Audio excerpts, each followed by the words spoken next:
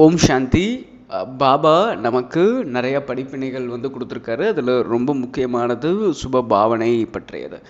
பாபா அவ்யக்த முரளிகளில் இதுவரைக்கும் சுப பாவனை பற்றி என்னென்ன சொல்லியிருக்காரு அப்படிங்கிறத நம்ம ஒன் பை ஒன்னாக பார்த்துட்ருக்கோம். இந்த வரிசையில் நாம் இன்று பார்க்க போகிறது பாபாவினுடைய அவ்யக்த மகா வாக்கியம் 13/4/1973 சொன்னது. இந்த ஒரு முரளியில் பாபா பக்தர்களின் பாவனைகளை உங்களுடைய சுப பாவனையின் மூலம் நிறைவேற்றுங்கள் அப்படிங்கிறத பற்றி சொல்லியிருப்பார். ஸோ நாம் அதை பற்றி பார்க்கலாம்.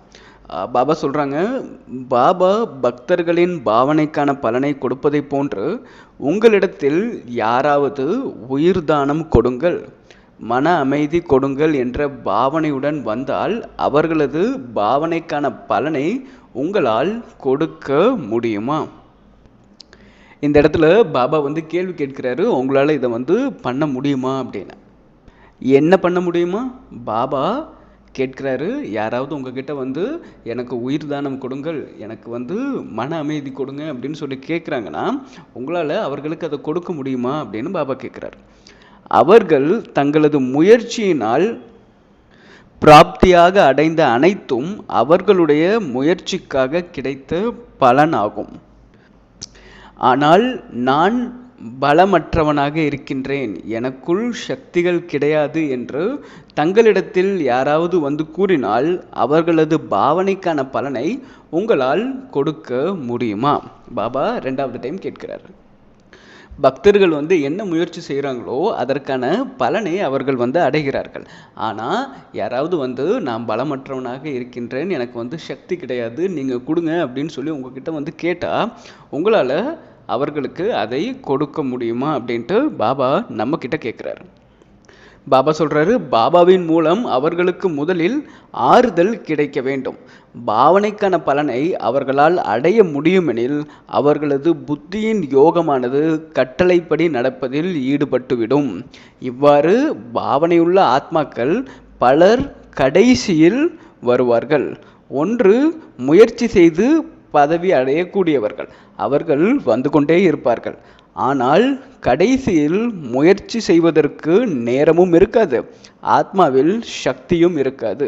இப்படிப்பட்ட ஆத்மாக்களுக்கு உங்களது உதவியினால் மற்றும் உங்களது மகாதான காரியத்தின் ஆதாரத்தில் அவர்களது பாவனைக்கான பலனை கொடுப்பதற்கு நீங்கள் நிமித்தமாக ஆக வேண்டி இருக்கும். சக்திகளின் மூலம்தான் தனக்கு இந்த வரம் கிடைத்திருப்பதாக அவர்கள் நினைப்பர். அதனையே பார்வையினால் பலியாகுபவர் என பாடப்படுகின்றது. ஸோ பாபா இந்த இடத்துல என்ன சொல்கிறாங்க, கடைசி நேரத்தில் நம்ம முன்னாடி அந்த மாதிரியான ஆத்மாக்கள் நிற்பாங்க. அவர்களால் அந்த சமயத்தில் எந்த முயற்சியும் செய்ய முடியாது, முயற்சி செய்வதற்கு நேரமும் இருக்காது, ஆத்மாவில் சக்தியும் இருக்காது. அப்போது அவர்களது பாவனைக்கான பலனை கொடுப்பதற்கு நீங்கள் நிமித்தமாக ஆக வேண்டி இருக்கும் அப்படிங்கிறத சொல்கிறாரு. பாபா கிளைமேக்ஸ் சீனில் என்ன நடக்கும் அப்படிங்கிறது முன்கூட்டியே நமக்கு சொல்கிறாரு. அந்த சமயத்தில் நாம் என்ன செய்ய வேண்டும் அப்படிங்கிறதையும் பாபா நமக்கு தெளிவுபடுத்துகிறார். பாபா சொல்கிறாங்க, மிகவும் சக்தி வாய்ந்த மின்சாரத்தின் சுவிட்சை போட்டதும் அந்த மின்சாரத்தை எங்கு பயன்படுத்துகின்றோமோ அந்த இடத்தில் உள்ள புழுக்கள் ஒரு வினாடியில் அழிந்து விடுகின்றன. அதே போன்று ஆத்மாக்களாகிய நீங்கள் உங்களது சக்திசாலியான சம்பூர்ண நிலையில் இருக்கின்றீர்கள். எவரேனும் உங்கள் முன் வந்ததும் இந்த ஆத்மாவிற்கும் நன்மை ஏற்பட வேண்டும் என்ற சுப சங்கல்பத்தின் சுவிட்சை போடுங்கள். சுவிட்ச் போடுவது என்பது சங்கல்பம் உங்களுக்குள் உருவாகியதும் அவர்களது பாவனை நிறைவேறிவிடும். அவர்கள் நெகிழ்ந்து விடுவர். ஏனெனில் பிற்காலத்தில் வரக்கூடிய ஆத்மாக்கள் சிறிதளவு சுப எண்ணத்திலேயே அதிக அளவு மனநிறைவு பெறுவார்கள். பாபா இந்த இடத்துல எவ்வளவு அழகாக நமக்கு சொல்கிறாரு. ஒரு இடத்துல நம்ம சுவிட்ச் போட்டோம் அப்படின்னா அந்த மின்சாரம் போகக்கூடிய பாதையில் ஏதாவது புழுக்கள் இருந்தது அப்படின்னா ஒரே செகண்டில் அது அழிந்து விடுகிறது. அதே போல் நாம் நம்முடைய சக்திசாலியான சம்பூர்ண நிலையில் இருக்கின்ற போது யாராவது நம்ம அருகில் வரும்போது நாம் அவர்களை பார்த்து அவர்களுக்காக இவர்களுக்கு நன்மை நடக்கட்டும் அப்படிங்கிற சங்கல்பம் மனதில் வந்தவுடன் யார் மேலே அந்த ஒரு சங்கல்பம் நாம் வைத்தோமோ அவர்களுடைய மனம் நிறைந்துவிடும், அவர்கள் வந்து மகிழ்ச்சியாகி விடுவார்கள், அவர்களுடைய பாவனை நிறைவேறிவிடும். பாபா சொல்கிறாங்க, ஏனெனில் அவர்களுடையது தான் குறைவாகவே பெற வேண்டிய பங்கு, அவர்களுடைய கணக்கில் அவை அனைத்துமே நடந்துவிடும். எனவே எல்லா ஆத்மாக்களுக்கும் அவர்களது எண்ணத்திற்கான பலன் கிடைத்துவிட வேண்டும் மற்றும் எந்த ஒரு வஞ்சனையும் இருக்கலாகாது. இறுதி நேரத்தில் எந்தெந்த ஆத்மாக்கள் உங்கள் முன்னாடி வந்து நிற்கிறார்களோ அவர்களுடைய மன விருப்பங்கள் அனைத்தும் நிறைவேறிவிட வேண்டும். எந்த ஒரு ஆத்மாவும் வஞ்சிக்கப்பட்டு விடக்கூடாது. அதற்கு இப்போதிருந்தே தன்னிடம் சக்தி நிறைந்த நிலை, அதாவது அனைத்து சக்திகளையும் சேமிப்பு செய்து கொள்ளும் போது அந்த சக்திகளால் எதையும் சமாளிக்கும் சக்தி, சகித்து கொள்ளும் சக்தியை அளிக்க முடியும். அதாவது யாருக்கு என்ன அவசியப்படுகிறதோ அதை அவருக்கு தர முடியும். ஸோ இந்த ஒரு மகா வாக்கியம் 1973 சொன்னது, ஏப்ரல் மாதம் 13ஆம் தேதி. ஸோ பாபா சொன்ன இந்த ஒரு அவ்யக்த மகா வாக்கியங்களை நம்முடைய வாழ்க்கையில் எவ்வாறு நடைமுறைப்படுத்தலாம் அப்படிங்கிறத பற்றி நாம் கொஞ்சம் சிந்தனை செய்து பார்க்கலாம். பாபா வந்து என்ன சொன்னார், இறுதி சமயத்தில் நம்ம முன்னாடி நிறைய ஆத்மாக்கள் வந்து நிற்பாங்க, நிறைய பக்தர்கள் வந்து நிற்பாங்க. அவர்களுக்கு அந்த சமயத்தில் முயற்சி செய்வதற்கு நேரம் இருக்காது. அட் த சேம் டைம் அதெல்லாம் பண்ணுறதுக்கு அவர்கள் ஆத்மாவில் சக்தியும் இருக்காது.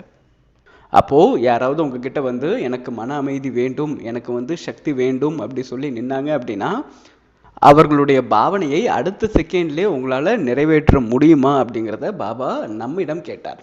நாம் நம்முடைய மனதிடம் கேட்டுக்கலாம், நம்மளால் இதை வந்து பண்ண முடியுமா இல்லை முடியாதா அப்படின்னு. ஏன்னா பாபா வந்து ரொம்ப அழகாக சொல்லிட்டாரு, இறுதி சமயம் எப்படி இருக்கும் அப்படின்னு சொல்லிட்டு. நீங்கள் இருப்பீங்கள், உங்கள் முன்னாடி வந்து பக்தர்களின் கூட்டம் இருக்கும், ஏதாவது ஒரு பாவனையோடு வருவாங்க, உங்ககிட்ட இதை அடைய வேண்டும் அப்படின்னு சொல்லிட்டு உங்கள் பார்வை பட்டதும் அவர்கள் அதை அடைந்து சென்று விட வேண்டும். இப்படி தான் வந்து சீன் இருக்கும் அப்படிங்கிறத பாபா சொல்லிட்டார். ஆனால் இந்த சீனுக்கு நாம் வந்து தயாராக இருக்கிறோமா அப்படிங்கிறது தான் இங்கே மிகப்பெரிய கேள்வி.